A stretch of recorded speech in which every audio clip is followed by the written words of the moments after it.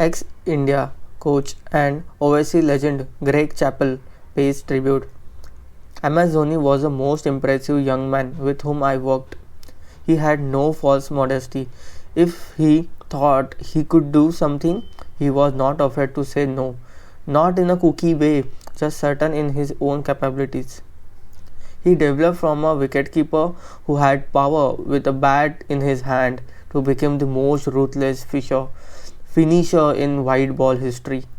There seemed no target beyond his capability because he could conjure a 4 or a 6 at will. Even before T20 becomes part of the scene, 20 runs per over in the death over was not beyond Dhoni in his prime.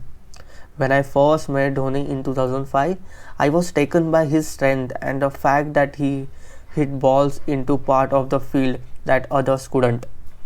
Short balls that most pillared through mid wicket, MS hit straight back past started bowlers. His back foot stormed punches down the ground were also a signature shot. But what impressed me most of all was his ability to clear the boundary at will.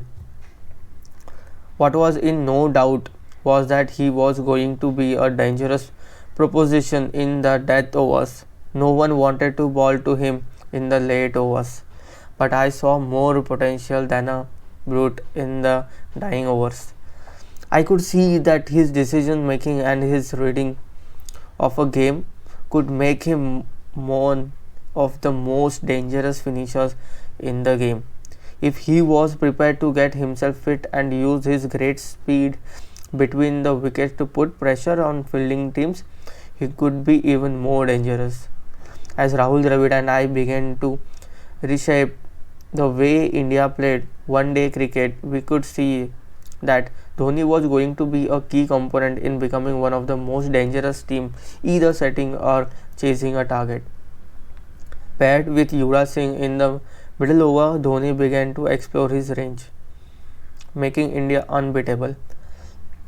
Following a particularly brutal innings of 183 against Sri Lanka in Jaipur in late 2005, I sat down with MS and talked to him about the fact that he had a decision to make.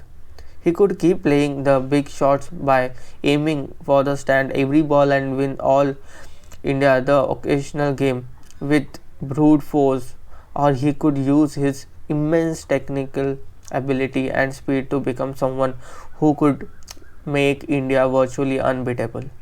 He didn't seem convinced initially, but in the next game against Sri Lanka in Pune, Dravid won the toss and elected to bowl first.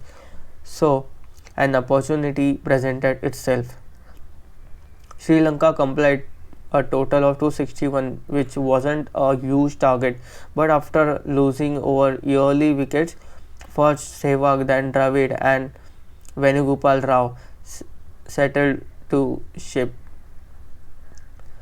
As Dhoni sat waiting, I set him a challenge. I said we all knew that he could hit the ball over the boundary, but if he wanted to become the player that he could be, then he had to show us that he could score the runs by hitting the balls along the ground and running hard.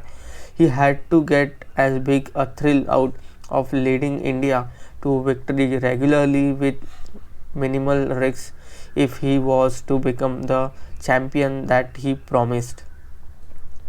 The challenge that I set him was to show that he could ensure our victory without hitting a 6. He looked at me skeptically and struggled his shoulders. I wasn't sure whether he had accepted the challenge or not. Slowly but surely, first with Dravid and then with Suresh Raina, Dhoni began to knock the ball around and run hard. He and Raina steadily whittled away the target.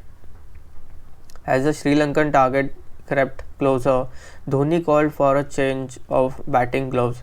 Our 12th man, RP Singh, ran out with the gloves and come back to me and said that Dhoni wanted to know if he couldn't hit a 6 now. I told RP to go back and tell him no, not until we have got the game won. When the score reached 256 and Russell Arnold bowling, Dhoni hit Arnold straight back over his head and over the players' pavilion for a huge six to finish the game. Dhoni ran off, showing his bat like a windmill with a bored grill on his face. As he came into the player area, he ran past me and said, "Is that alright, coach?" All I could do was chuckle to myself and nod my head. Pressure never fazed Dhoni. In fact, it seemed that he thrived on it and looked forward to begin in a position to win the match. There were times when I wondered if he allowed the run rate to raise just to push himself to the limit. Rarely did he fail to pull off the wins. Unlike a couple of his celebrated contemporaries, Dhoni was always a team player. The interests of the team were paramount. He never played for the averages or not outs. He never striked first bowler or a difficult wicket. He did not fake injuries. He was willing to bat in any position for the team. He had no airs. He was never insecure. He did not indulge in or encourage groupism or gossip. He did not leak stories in the media against his teammates. He was straightforward. What you saw is what you got. If I ever wanted to know the truth, I would simply go up to him and he would give it to me unmanaged. If Indian journalists ever wanted to write the true history of the Nowtites, Dhoni, Dravid and Kumble are the go-to guys because their integrity is unchallenged. Biggest star since Kapil. More than anyone else, Dhoni has inspired the boys and girls from the smaller towns and villages of India to dream big and make it. He has been the biggest star of India cricket since the great Kapil Dev because, like Kapil, he is the authentic and through highly intelligent, entirely Gillies and never a Davis figure.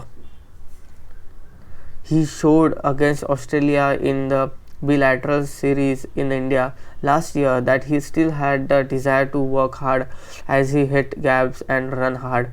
I felt during the World Cup that he found it more difficult to get his timing right.